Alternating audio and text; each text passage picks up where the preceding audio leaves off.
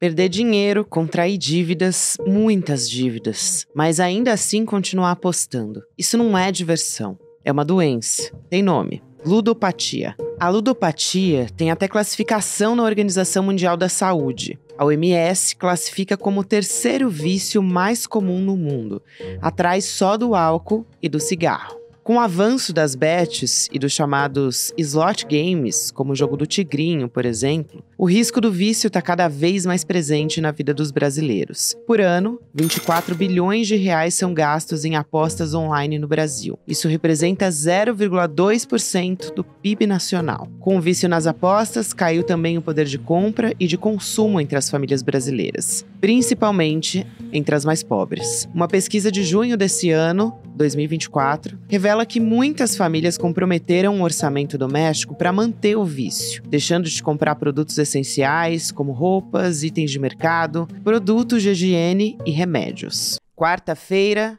18 de setembro de 2024.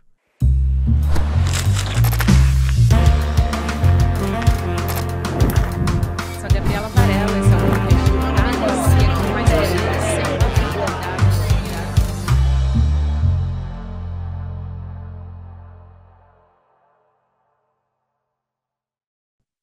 Olá, seja muito bem-vindo, seja muito bem-vinda. Eu sou a Gabriela Varela e esse é o Videocast em Detalhes.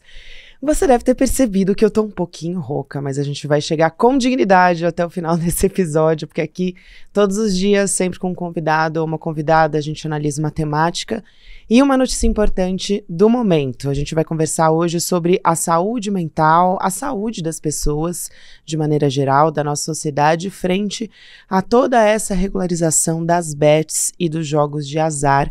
Eu vou conversar com o psiquiatra Rodrigo Machado. Doutor Rodrigo, obrigada por aceitar nosso convite. Seja muito bem-vindo. Eu que agradeço pelo convite. É um prazer imenso poder estar participando de um programa tão ilustre como esse, ainda mais falando sobre uma temática tão relevante nos momentos atuais aí da nossa sociedade, né? A gente tem muito o que discutir a respeito disso, doutor Rodrigo. Eu quero começar, talvez, pelo básico. Como é que a gente consegue identificar a dependência nas pessoas? Então, a primeira coisa que eu acho é que nesse processo de regulamentação, muito tem se falado sobre, aparentemente, é uma autoidentificação, né? Então, a pessoa que está ali no jogo, que está fazendo esse processo nos aplicativos, ela deveria perceber que ela está exagerando. E eu acho isso um tanto quanto complexo, né? Porque você transfere a responsabilidade do indivíduo. Então, vamos lá, para a gente começar falando sobre como identificar essa dependência nos jogos. Exatamente, Gabriela. Você mencionou um ponto importante, porque quando você joga essa responsabilidade para o usuário, a gente a gente entende também que o usuário, muitas vezes, ele não tem a educação adequada sobre o tema. Ele não sabe nem identificar, muitas vezes, que aquilo é um jogo de azar, que aquilo pode gerar adicção, que aquilo pode gerar consequências tão graves na vida dele, né? Então, a gente não pode esquecer que existe qual é a população mais vulnerável, mais suscetível a qualquer tipo de dependência, quer seja ela química ou não química. São os estratos socioeconômicos mais desfavorecidos, então as pessoas mais pobres, com menor nível educacional. Então essas pessoas, elas têm uma carência de informação até para identificar o que é o jogo de azar e quais são os potenciais danos dele. Então como é que a gente vai entregar, não criar nenhuma rede de proteção para uma população que é tão desabastecida de informação, né, e simplesmente falar assim, olha, agora você se vira, se você entrou nesse jogo de azar aí, mesmo sem saber identificar que aquilo era um jogo de azar e ia ter consequências negativas, agora você que se vira com o seu adoecimento. Então é papel nosso, da sociedade, trazer informações de qualidade, educar a população acerca dos potenciais riscos e efeitos deletérios de tais comportamentos. Com certeza. E eu acho que é importante também, quando a gente fala sobre a identificação, a gente entender, né, que nessa época de discussões entre o governo e também instituições de saúde, né, e todas as questões, eu conversei até com uma pessoa que estava dentro ali da organização, né, do governo, de que existiria uma espécie de aviso dentro da plataforma, né, então mecanismos. Seria esse um mecanismo, vamos dizer assim. Isso é o suficiente? Porque podem ser tomadas medidas mais firmes para coibir ou para impedir, por exemplo, já vi até entrevistas suas, Dr. Rodrigo, explicando que em outros países há, por exemplo, proibição do uso da plataforma à noite. Essa seria ali uma maneira, não que seria, enfim, resolveria todo o problema, mas que tipos de medidas mais firmes deveriam ser discutidas durante esse processo para que fosse regularizado de uma forma mais segura para esses usuários? O primeiro ponto mais importante, a gente deveria discutir tudo isso, né? Algo que não está sendo feito, né? Como foi bem levantado, se eu não me engano, numa reportagem da Folha, o governo conversou, teve mais de 200 rodas de discussões com as bets e, se não me engano, 5 discussões formais com instituições ou órgãos de fomento à saúde. Né? 251 com setores de bets, desculpa te interromper que eu tenho esse dado aqui. 251 vezes com setores de bets, o governo se reuniu, e organismos de saúde só 5, é isso mesmo. Pois é, por exemplo, não constam ali dentro dessas 5, porque não foi realizada nenhuma conversa, por exemplo, com algum representante do nosso serviço, que é o Instituto de Psiquiatria da USP de São Paulo, uma referência na América Latina sobre o tema. Né? Então, isso é muito preocupante. A gente vê que quando há essa desproporcionalidade, a gente tem que questionar quais são as reais intenções do governo, se não são intenções meramente financeiras, tributárias, né, para taxar e trazer recursos para o país. Só que a gente sabe que isso muitas vezes é um tiro no pé quando a gente fala em uma questão que tem impacto na saúde. Né? Por quê? Porque a gente viu muito isso no tabaco.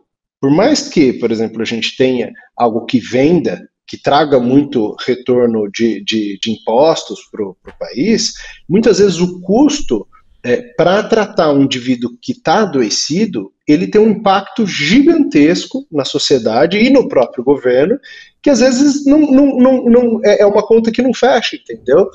O usuário, quando a gente tem um aumento de adoecimento na população, isso é um custo formidável de custo de aparato na saúde para atender aquele paciente e tratar, custo em medicamentos e um custo de diminuição de produtividade em cima daquele indivíduo que ele poderia estar, se ele tivesse funcional e trabalhando, retornando para a economia da sociedade. Então, todos esses estudos e todas essas discussões em torno disso, infelizmente, elas não foram feitas. A gente está tendo aprovação e legalização dos jogos de azar em toque de caixa, enquanto o básico não foi feito, a lição de casa não foi feita, que é o quê? Entender quais os potenciais impactos disso na nossa nação. E até, assim, o buraco é tão profundo, eu tenho falado isso nas entrevistas, mas é algo tão catastrófico que a gente não tem nem uma noção de qual é o tamanho do buraco, porque os dados epidemiológicos de quantos indivíduos estão adoecidos, né, pelo jogo de azar, eles estão defasados já no Brasil. O último estudo feito, que foi pelo chefe do nosso ambulatório, o professor Hermano, foi feito com dados lá de 2007, 2008, né? Então o artigo foi publicado ali em 2010, então a gente já está com mais de 14 anos, né, 16 anos de atraso nesses dados. Numa época, os dados desse estudo, eles são relacionados a uma época em que a gente não tinha essa difusão das bets esportivas, por exemplo. Então a gente está totalmente às cegas para entender qual é o cenário atual do problema, do ponto de vista de saúde, quiçá então discutir como é que vai ser o impacto disso. A gente não tem nem embasamento para conseguir dizer a partir de onde a gente está saindo, né, para dizer se o impacto vai ser negativo, vai aumentar ou não com essa legalização. Então é uma discussão bem complexa que a gente está tendo. E isso que você fala, doutor Rodrigo, é muito importante porque a gente não consegue entender também o quanto isso vai sobrecarregar o nosso sistema público de saúde, quanto que deveria ser projetado, né, quanto deveria ser investido para que a gente tenha medidas de prevenção e de tratamento também. Então, são muitos problemas aí. Até tem um estudo da USP apontando 2 milhões de viciados, né, em jogos de azar. É um estudo bastante recente que dá para a gente gente trazer aqui para compor esse panorama que a gente está fazendo. Quais são, eu pergunto pela sua experiência nesses atendimentos, quais são os casos mais comuns que o senhor tem encontrado em consultórios, e quais são, normalmente, como é que a gente consegue identificar, aí não falando da pessoa, né, indivíduo que está jogando, mas sim pessoas do entorno, como é que elas conseguem identificar que existe talvez uma dependência?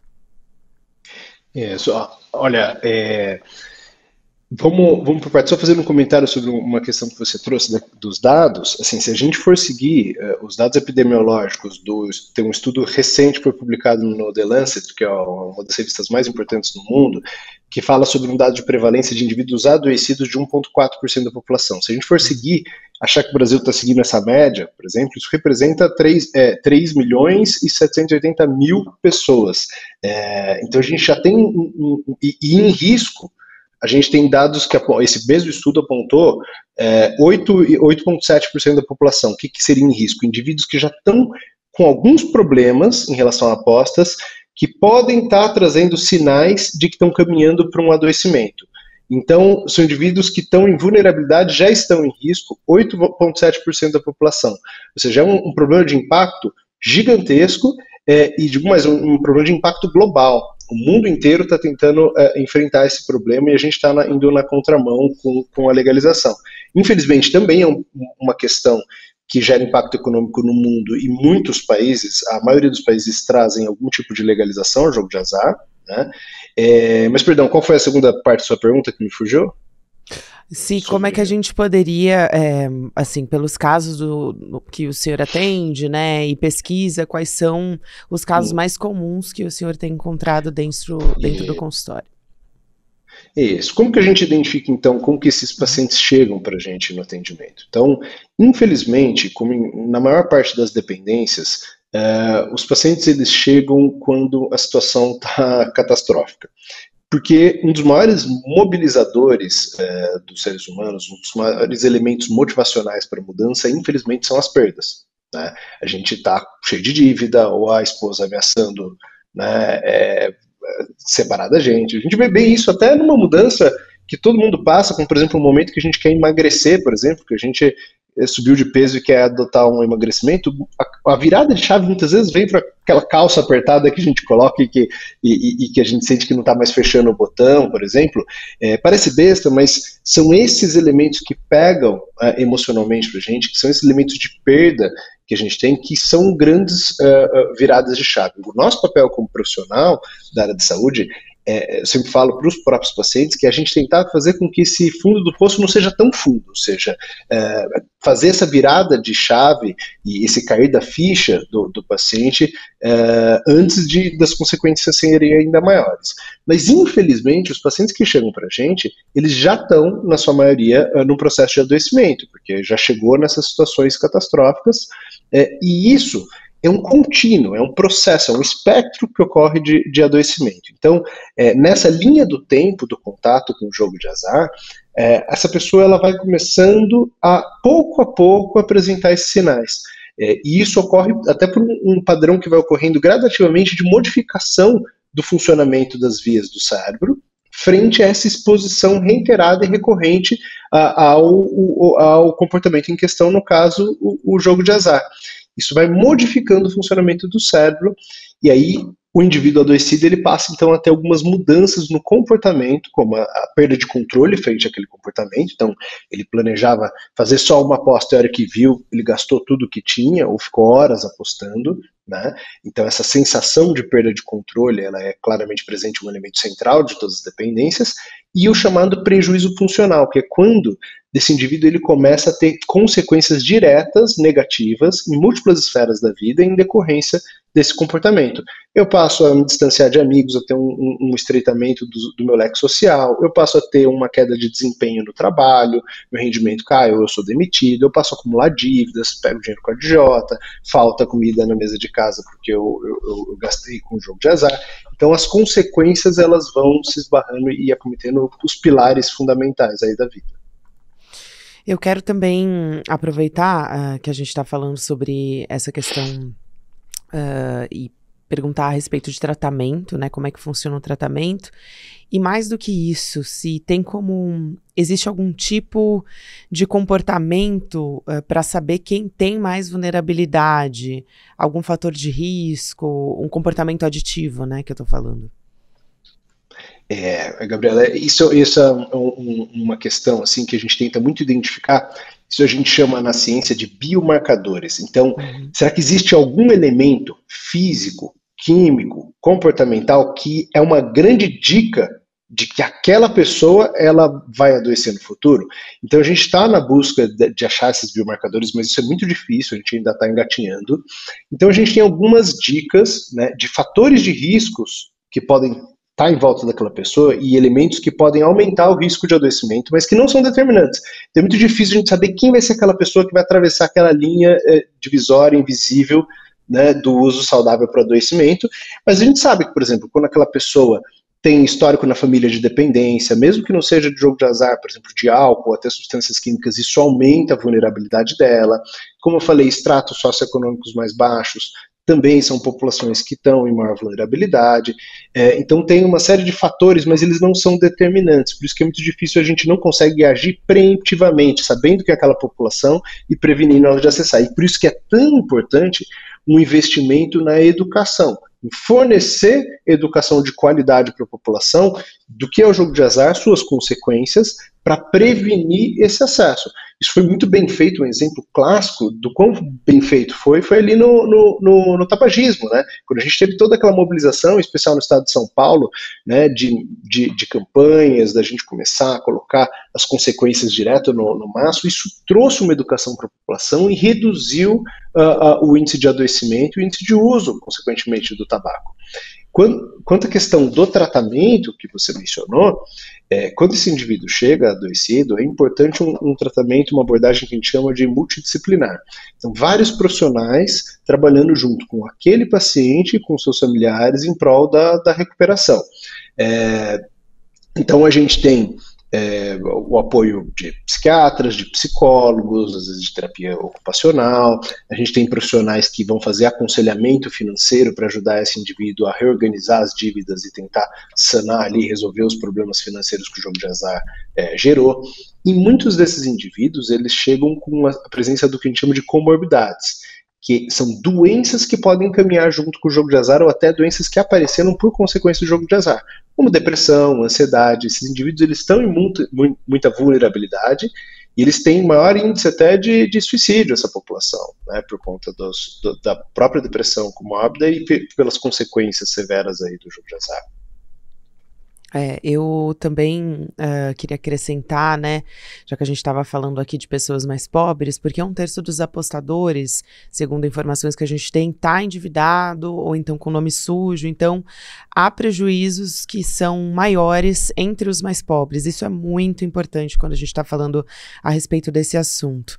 Doutor Rodrigo, que medidas que seriam mais importantes na sua avaliação, já que a regulamentação está acontecendo, de que para esse processo acontecer talvez de uma forma mais segura, a gente falou aqui sobre sobrecarregar o SUS, então que medidas implementadas de imediato, além dessas que você já falou, por exemplo, de ter uma divulgação e deu até o exemplo do tabagismo, que eu acho que é muito bom para a gente entender de forma didática como é que isso poderia chegar nas pessoas.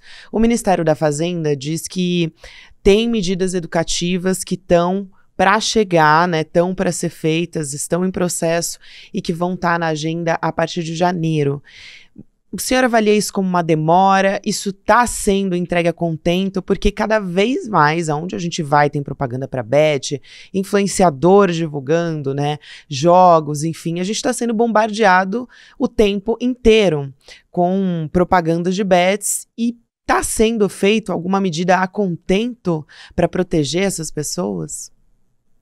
Não, eu acho que está muito aquém do necessário. Essa discussão, como ela nem passou próxima, né, da área da saúde, as medidas, algumas delas são totalmente questionáveis, né? Então acho que deveria ter uma abertura antes da aprovação, ali, uma abertura mesmo, expansão do leque de discussão para medidas que a gente acredita que sejam mais eficazes do ponto de vista de saúde.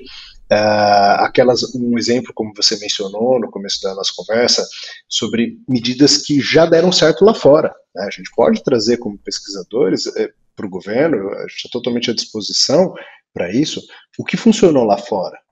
Será que não poderia ser adotado aqui? Então, por exemplo, a gente sabe que a questão das apostas noturnas, por exemplo, o perfil do apostador que está apostando de madrugada, ele tende a ser um apostador compulsivo, que já está com algum problema. Então, tem países que bloqueiam o acesso a servidores, obrigam as bets a desligarem os servidores durante o período da madrugada, né? Se entendem que o perfil do adoecido está ali, você vai dificultando um pouco o acesso.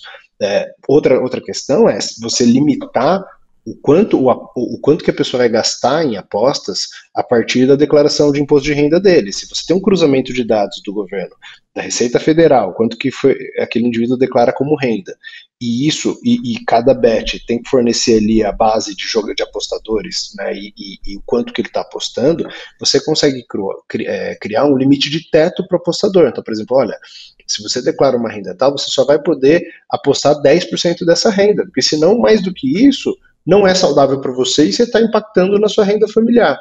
Então é uma medida, por exemplo, que a Holanda adotou e que parece ser muito interessante, é complexa, é difícil de ser aplicada, mas você não está proibindo aquele comportamento, no caso de apostar, mas você está colocando uma forma bastante rígida para isso não trazer um impacto reverso na economia. Né, desse indivíduo se endividar e ficar disfuncional e deixar de contribuir para a própria economia do país. Então tem várias medidas que poderiam ser discutidas, mas infelizmente a gente não está vendo esse movimento.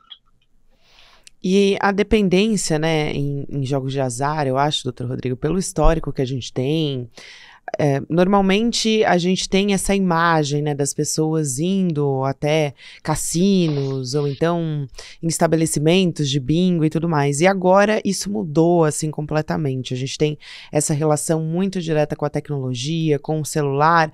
É velado, né, essa facilidade que a pessoa tem para conseguir ter acesso a esses aplicativos. Então, como que isso mudou o comportamento das pessoas? Isso amplifica muito mais o risco que a gente corre, né?